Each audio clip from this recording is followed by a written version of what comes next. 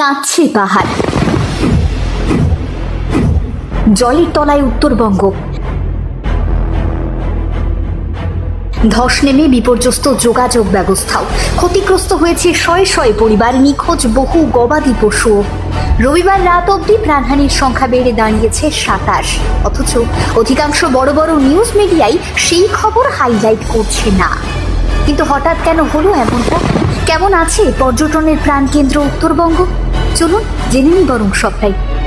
আলিপুর আবহাওয়া দপ্তর আগেই পূর্বাভাস দিয়েছিল এই বিপদে, কিন্তু তখন কেউই বুঝে উঠতে পারেনি যে বৃষ্টির পরিমাণটা এই জায়গায় গিয়ে পৌঁছবে। উত্তরবঙ্গে এবারে যে পরিমাণ বৃষ্টি হয়েছে সেটা স্বাভাবিক নয়, সংখ্যাগুলো দেখেই বুঝতে পারবেন। জলপাইগুড়ির কুর্তিতে 370 মিলিমিটার বৃষ্টি হয়েছে। এটা কতটা পরিমাণ জানেন? মানে একদিনে প্রায় পুরো 1 ফুটের বেশি জল আকাশ থেকে নেমে এসেছে। ডায়ানায় 344 মিলিমিটার, বানারহাটে 310 মিলিমিটার আর দার্জিলিংয়ে 261 মিলিমিটার রেকর্ড বৃষ্টি হয়েছে। শুধু পশ্চিমবঙ্গ নয়, পাশের রাজ্য সিকিমেও একই অবস্থা।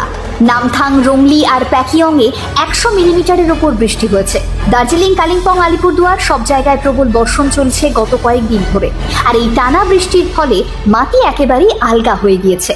শনিবার রাত থেকেই পাহাড়ে ধস নামতে শুরু করে, আর এই ধসে চাপা পড়ে আর জলে তলিয়ে এখনো অবধি অন্তত 16 জন মানুষের মৃত্যু হয়েছে। 16টা পরিবার তাদের প্রিয়জনকে হারিয়েছে। এছাড়াও শিলিগুড়ি, দার্জিলিং, রোহিণী রোড বন্ধ হয়ে গিয়েছে ধসের কারণে। উত্তর সিকিমের লাচুংয়ের সঙ্গে যোগাযোগ একেবারে বিচ্ছিন্ন। মানে ওখানে যারা পর্যটক রয়েছেন তারা আটকে পড়েছেন, বাইরে থেকে কোনো সাহায্য পৌঁছতে পারছে না। অপরদিকে শিলিগুড়ির সঙ্গে ঋষিখোলা আর পেডংয়ের যোগাযোগ বিচ্ছিন্ন।